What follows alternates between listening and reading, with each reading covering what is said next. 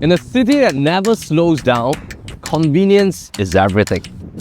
Convenience comes at a cost. So we ran a poll to see what home buyers prioritize most, and the answer was clear: proximity to MRT stations and amenities. But with integrated developments offering exactly that, why do home buyers pay a premium of up to 20% for these homes? So what's driving these prices up?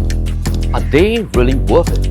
So let's break it down. Why are integrated developments so expensive? Singapore has always been focused on efficient land use. Out of the 370,000 plus condos and apartment units, only less than 3% of the units are in integrated condos. A condo unit at Bedok Residences averages about $1,800 to $2,000 PSF in terms of asking price today, while a condo just probably a few streets away in the same enclave can go for $1,500 to about $1,600 per square foot. Now that is a significant difference in terms of PSF for the same district. Next station, Bedok.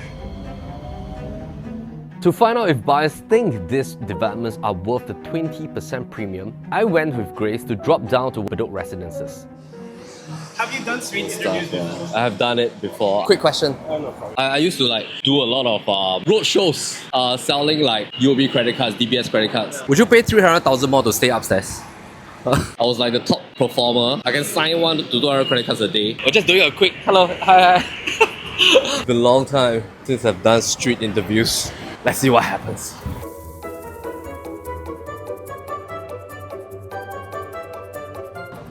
I'm actually...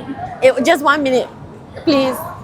Yeah. Okay, very fast. Please. I need help. Rushing off for a game right now. Okay, 2 minutes only. Sure. Can? Okay, thank you so much. Okay. If you were to have a chance to live at an integrated development, which is a condo above the MRT station, right, and the shopping mall, would you? I mean, yeah, I definitely would live there. Yes, I would. It's pretty convenient, I think. Yeah, I would. Because I think it's very convenient. You can just get your stuff below and just go back up home. It's quite close to convenient areas because Bedok Mall is right beside MRT station. Yeah. It's right below you. Then the mall below you has a bunch of necessities you need. Absolutely yes, because I'm staying a bit far from mall, so it'll be taking time for me to reach mall. So if it is just downstairs, it will be very helpful, right? So you will want to live? Yeah, I'll live here. Okay. Kind of noisy though, I won't lie. It's also a good area I can find because it's also quite peaceful here at times. I don't think so because the noise level. No, maybe comfortable for you shopping, but for me, right, I don't like. No, because expensive. Okay. Personally, for me, I think I prefer to live beside the mall has the house. Not that far, not that near Just can just 10-minute walk around there. Okay, so that's the perfect for you. Perfect for me, yeah. Alright, so we're back in our PRB studio. We're going to analyze Parktown Residences. And I'm going to just run through some quick facts and dive into the pricing. By this time that you're watching, I think the preview is already ongoing at the Extra Show Gallery. So the exact location is going to be located at this new part of Tampines. It's called Tampines North. And of course, this is an integrated project with the bus interchange, the MRT being connected directly. There's also a hawker center, community club. And of course, the key difference to understand between a mixed development versus an integrated project is that the integrated development must have a connected transportation node or transportation hub, while a mixed development is basically a shopping mall or shops plus condo living right on top. It could be very, very near to the MRT station, it's just that it's not connected. So integrated really has a very different kind of meaning and connotation. So this is going to be a brand new portion of Tampines. In fact, a lot of the HDBs that were the BTOs, they have already reached its MOP, plus a lot more new BTO clusters are coming up. Now, if we were to look at some of the key facts, 1193 units, District 18, of course, this project is one of the massive projects in terms of integrated development. I would say that perhaps it's one of the largest versions so far. In terms of the unit mix, it's all starting from 1, 2, 3 beta, all the way up to 5 betas. The latest indicative pricing is already out, and the 1 betas plus study is going to be launched starting from 2003 PSF, and then 2 betas starting from 2.2, 3 betas from 2.2 as well, 4 betas from 2.1, and 5 betas from 2002. On average, homes in integrated developments cost 7 to 19% more than regular condos nearby in the same district or enclave. Now why? Simple. Demand. Now the convenience of stepping out of your home straight into a mall or MRT station means that buyers are willing to pay more. Now, we're going to use our mode analysis in terms of the 10-point format to see how Parktown Residences would score in terms of the pricing framework, because Zoe, through our PRB Insights channel, has already given a deep dive about 2 weeks back. So if you want to watch that, click on the link below. I'm going to look at the pricing framework and how to make sense of this pricing. So one key framework that PRB uses is called the Trendline analysis framework. It is to understand that while we are investing in a condominium, we need to respect the fact that a condominium project has community investor psychology. For example, why is it that certain condos, once it starts towards a downtrend kind of behavior, is sometimes a little bit hard, or you need to wait for a longer duration for it to hit like a U-turn kind of curve through its transaction pricing. So rule number one is to always look at trend line performance within a project. And we just don't want to look at how low is the price or how low is the PSF. We want to look at the behavior first before we make a decision. Now, we're not saying that if the project is on a downward trend, you cannot invest, but if you really love a certain project, it makes sense for you because anyway, you're going to hold for 10, 15, 20 years, then by all means. Rule number two is that transactions pricing within the project have a very high weightage on the next valuation. Now, the reason is that non-performance projects, they tend to beget negative performance because right from the start, when you look at non-performing projects, if it's on a downward trending kind of curve, sometimes it begets more downward trending. Now, the reason is because of our cooling measures, which we have already around 16 rounds of cooling measures. This creates the notion that our names are very precious. Sometimes when, let's say, a certain buyer entered at pre-cooling measure, maybe in the year 2009 or 2013, and they entered at a certain PSF range, and they've waited for like a good 10 years, but the price has still not recovered because of TDSR, because of ABSD, because of LTV issues. And back then, a lot of projects were created of a larger size format, quantum is bigger. And if let's say they've waited long enough, sometimes a lot of buyers at the initial phase, they would just think about cutting their losses, extracting their name so they can move on to like a bigger, stronger asset like a landed property or a bigger home. Maybe they have bought a 1-bedder or 2-bedder, but they went in at a very high quantum, at a higher PSF. They just want to cut their losses, extract their name out, and thus they might sell below their purchase price, and that is then affecting the valuation for the next homeowner. So once somebody sells lower than the last done kind of transaction, the valuation drops, downward momentum repeats. And this is why non-performing projects have this kind of behavior, and it sort of like creates this ongoing momentum. So even for projects that are on a stagnation basis, it also creates this notion. Now, when a project has upward momentum, their behavior is different. They're more confident, they're sitting on positive profit equity. They are not in a rush to sell. They want to make sure that they sell higher than the previous neighbor. And most of the time, if they want to do that, they can, because valuation increases and upward momentum repeats. And thus, this creates a further upward momentum, as we can see from a lot of projects in Singapore. So let's look at a trend line of some very recent integrated projects in the last 10 years that will allow us to look at the behavior of this upcoming Parktown Residences, in the sense that will there be a possibility or a higher chance of it repeating the same kind of behavior as other integrated projects? Because traditionally, integrated projects, they come at a premium compared to neighboring condo projects within the same enclave, within the same district. So we want to see whether is this premium worth it. Will entering at a higher premium for an integrated condo result in an upward momentum based on past history of integrated projects pricing behavior. So when we look at Woodleigh Residences, thus far, it does have seemingly an upward trending kind of behavior in terms of our trendline analysis. Profit margins has been quite healthy. When you look at Sengkang Grand Residences from 2020 all the way until 2025 now, again, upward momentum. So it does seem that, hey, the last couple of years in terms of integrated project, they seem to be doing quite okay. North Park Residences, a lot of people were thinking that when it was launched, it was like 1,250, maybe at about 1,100 to 1,005 for some of the smaller unit. And back then when it was launched in like the late 2015, a lot of people were quite skeptical because you can easily get another condo within Yishun for like $900 or $800 over per square foot.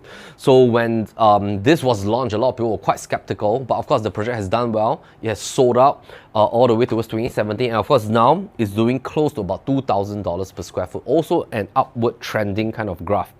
So based on the upward trending kind of graph, the key rationale is because this contributes to the volume effect of growing positive valuation. And thus when that happens, the upward trending usually will gradually kind of like continue in and of itself. So when we look at Parktown Residences, very good start in the sense that it has a very good volume in terms of density, 1190 units at PLB. We usually advocate that you go for projects with more than 300 units. And of course, when we look at what has happened at Woodleigh Residences, one of the other effect is also for the fact that it is in a new township of BTO HDB upgrading exit audience. So what is going to happen is that later in some of the slides we'll talk about the Tampines North MOP cluster. There's also a rarity effect in terms of integrated projects. Less than 3% of projects in Singapore are integrated, and of course when you look at the reputation of the developers, definitely these are no small names, and this has been some of the reputable developers that are managing the malls and condo units developers for the past many years.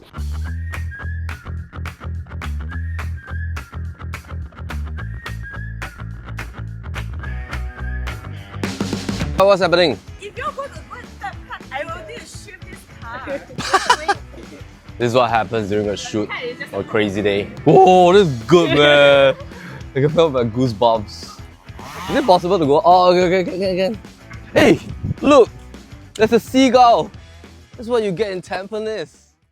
And I think one of the most important thing is that there is like an entry price advantage, because the entry price advantage presents itself in comparison to the EC that's launching actually at the same time. Why would I say that is because now that developers has released their pricing, that this is at about 2001 for the larger units, 2002 on average, starting from for 2, 3, 4 beders, 2003 for 1 beders. If we look at Ori, which is the EC right across the street, that is about 1,500, 1,600 PSF. The key fundamental difference over here is this. So of course, back to the asking prices, but the key fundamental difference is that when you enter at a price that is very close to like an EC entry price, we need to take note that there's a fundamental difference when we look at disparity.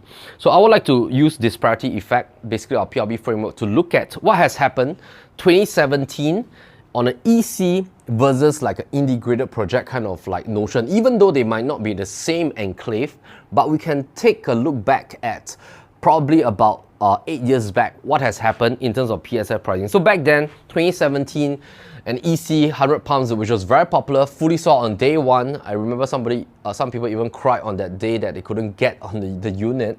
And it was launched at an average of about $850 per square foot. Today, it's trading close to about 1,008, 1,009 PSF. And back then when it was launched, similarly, Park Place Residences, an integrated project in the RCR district compared to 100 pumps, which was in D19. This was being launched at 1,007 PSF. Now, the key difference is that Park Place has now evolved to about 2,003 PSF.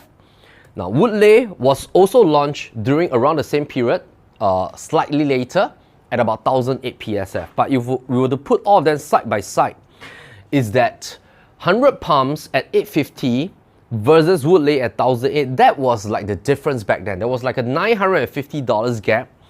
And if I were to place Park Place as well, on average, 100 pumps being an EC has like an $850 gap towards an integrated development. So today, if I were to look at 100 pumps versus Park Place back then being like a 2x gap, at least a 100% gap from 850 to 1,007, 1,008 PSF versus the EC that's just right across the street versus Parktown Residences, there's a 22 to 24 versus about 1,006. This is only like a 0.5x gap. There's only a 50% gap difference. So to look at this gap, there's only perhaps about a $600 PSF gap from an EC to an integrated project. I'm not even talking about EC to a condo that is non-integrated. This is to like one of the cream of the crop product, which is like an integrated development. So back then the gap was huge. Now the gap has shrunk. Now this is what, in my opinion, an opportunity gap, because this would then make more sense compared to, of course, I'm not saying that this is no good, but I'm just saying that if somebody has a choice between an EC and a full-blown integrated private development, then by all means, have a hard look at the pricing before you make a decision. Because of course, as an EC, you get, of course, like grants and stuff like that, but the waiting period is long. You have like 8-9 years of waiting period before you can sell, 4 years construction, 5 years MOP, that you have like a 3-4 year period, and once you hit your SSD in 3 years time, you can sell. I'm going to go into our bubble charts in a very short moment, but let's come to this whiteboard at this point in time. So every time when we want to analyze pricing, we want to first look at what we call like a disparity comparison. And we have two approaches. Of course, one, we can look at the quantum difference. Two, we can look at the PSF. But actually the fundamental difference is to track back to the Ballas curve. Why is Ballas curve important? Because if we are comparing both being 99 years projects and somebody is a resale, somebody is a new launch, we cannot be fixated on the fact that, hey, resale quantum is lower, resale PSF is lower. We need to do like a fair comparison by resetting them back to its original state, if we can do so. So we usually will want to have a fundamental principle called the least reset principle. So we want to reset the resale that we're comparing with this new launch back to its full 99 status and see what is the true PSF pricing and the true quantum pricing. That way, then we can make a better informed decision, because it's just similar to like if you were to buy a brand new car with full 10-year COE versus a resale car with a balanced 2-year COE. You also want to take note of the depreciation over the years and whether this quantum pricing that you're paying, is it worth it? Because for example, if you're paying like $50,000 for a car with a balanced lease of 2 years versus a $200,000 car, then you will naturally think, hey, $50,000 for 2 years balance lease, what is the actual price if I were to reset it back to a full 10 years? I cannot just look at 50 versus 200,000. I have to look at the fact that if both are compared on a fair, same age kind of value, what is the actual price?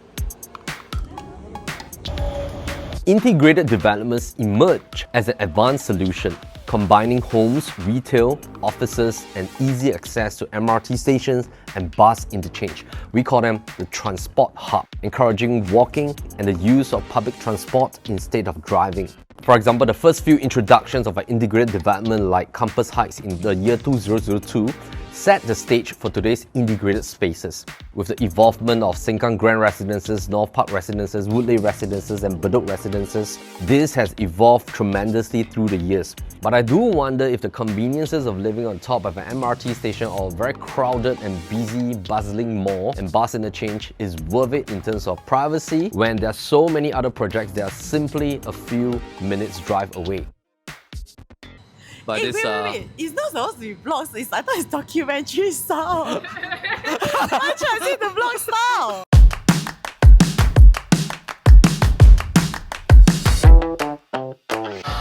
Okay, we're at the site.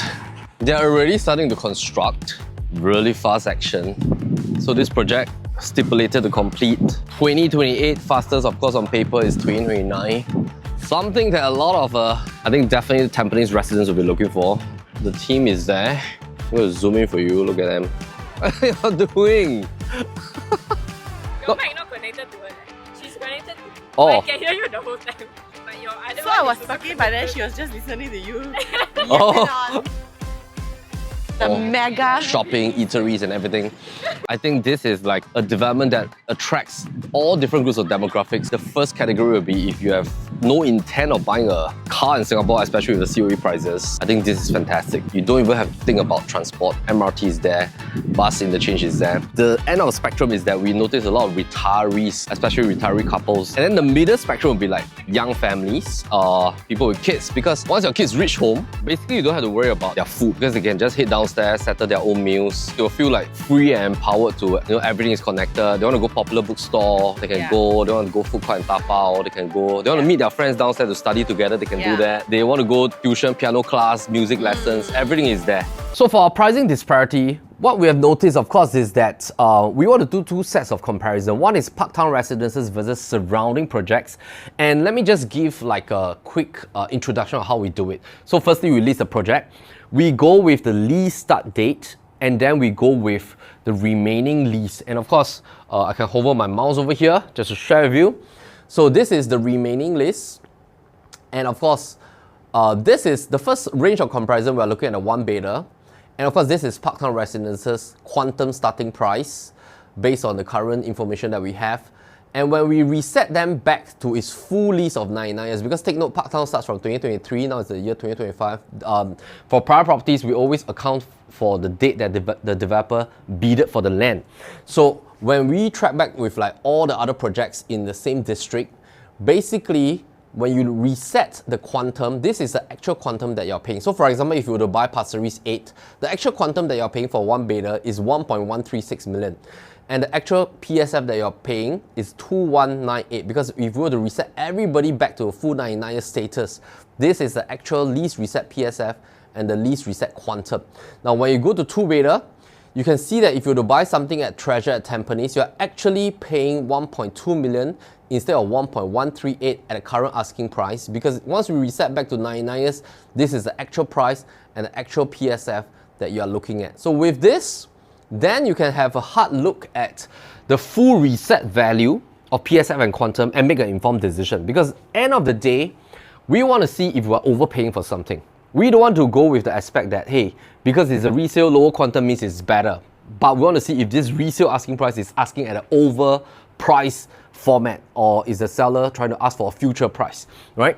So, 3 betas, if you notice some projects here, in fact, the lease reset PSF is higher than the entry-level PSF of Parktown Residences. Of course, some of them are seemingly lower, which then presents value, and that will give you an advantage to look at whether do you want to go for an integrated project new launch or maybe some of the resale within the same district. But of course, it's also very difficult to compare on an apple-to-apple basis, because some of the projects, for example, like Alps Residences, even though after you reset it's 1,007, but the very fact is that it doesn't have the integrated kind of advantage. It's not near to the MRT, there's no bus station, there's no mall below you, so it's very hard to do a full-blown comparison. But at least by looking at this, we have a better picture. Now, I'm not going to go through everything, but I'm going to scroll to the other side where we make comparison with all other integrated projects in Singapore, where we compare with the rest of the 15 other projects. And if you want to have this table, click on the link below and our team will get in touch with you to give you this table, of course, through our PRB new launch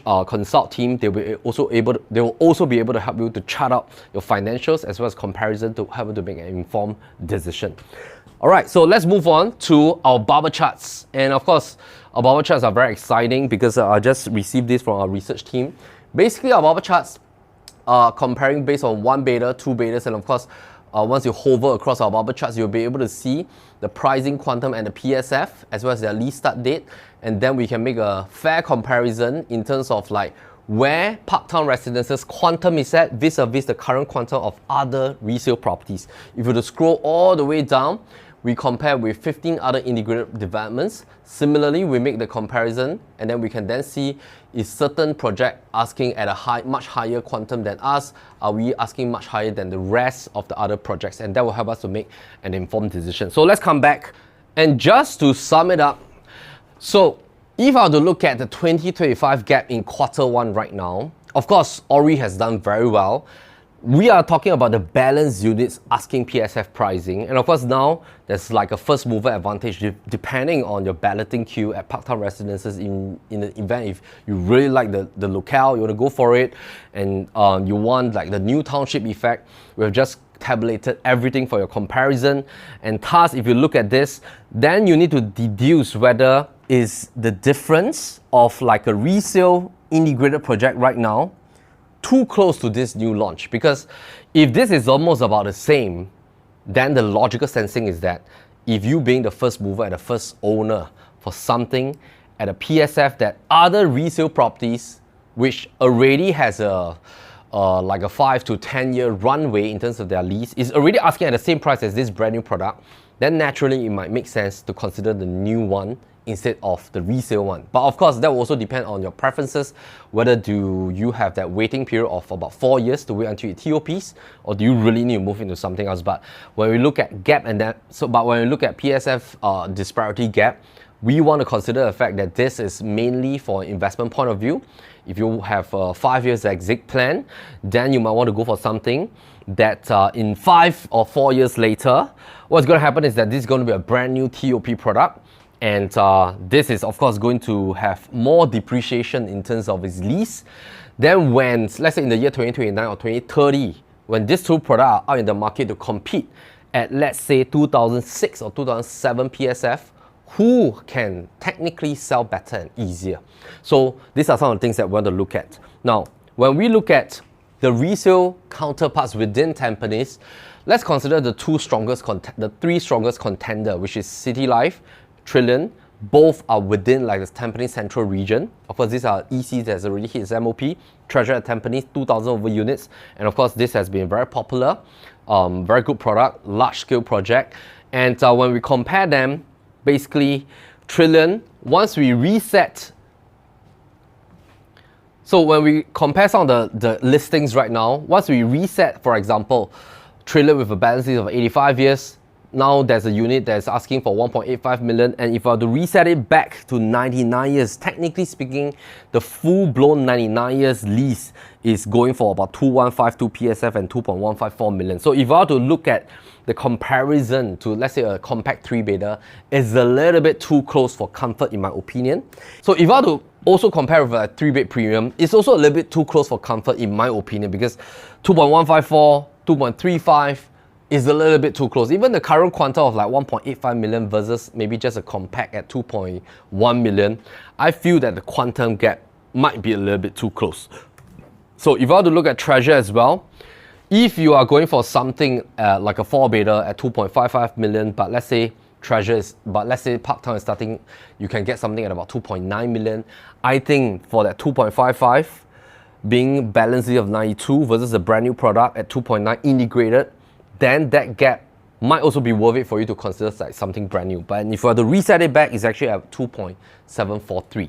So would you pay like 300,000 more to stay in a condo upstairs? Like you can get a 2-beta upstairs at 1.8, but maybe in Bedok Reservoir you can get a 2-beta at 1.5 million. Okay, I will consider if I'm old lah. Yeah, because then I may not be so mobile, right? It depends on the location. Bedok Residence is a good one. It's worth it? Yeah. I think for the convenience, it's worth it. If you can choose to live upstairs or not to live upstairs, would that be a hard no or hard yes? 50-50, I don't know. 50-50, 50-50.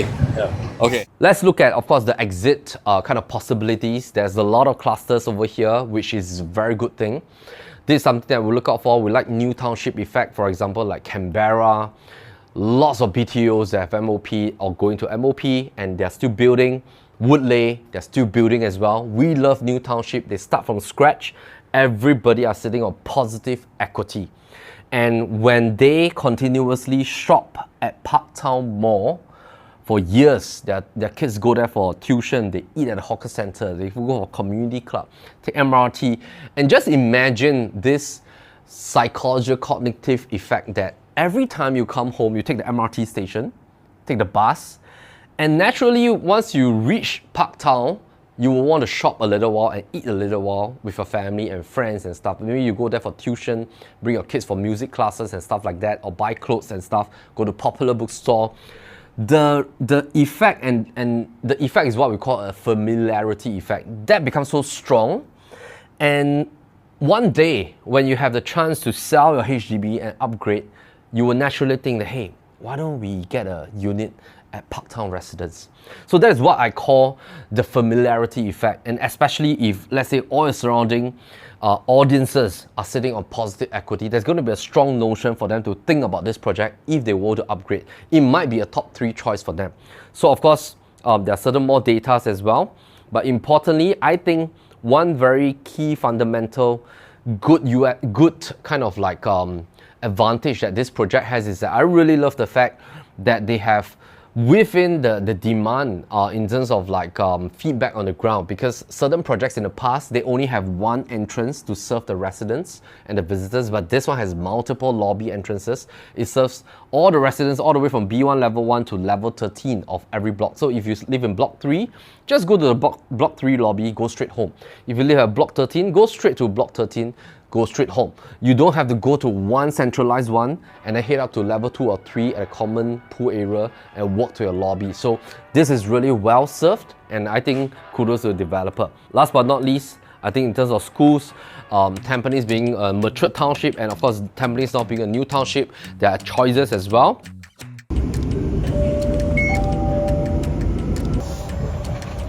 Integrated developments are likely to remain in high demand, and as long as convenience is king, prices aren't likely to drop anytime soon. So now that we have a clear differentiation on what integrated projects are about, what it comes with, the MRT, the bus interchange, the convenience and everything that you need in one place at one go, we leave it to you to decide if integrated developments are still expensive.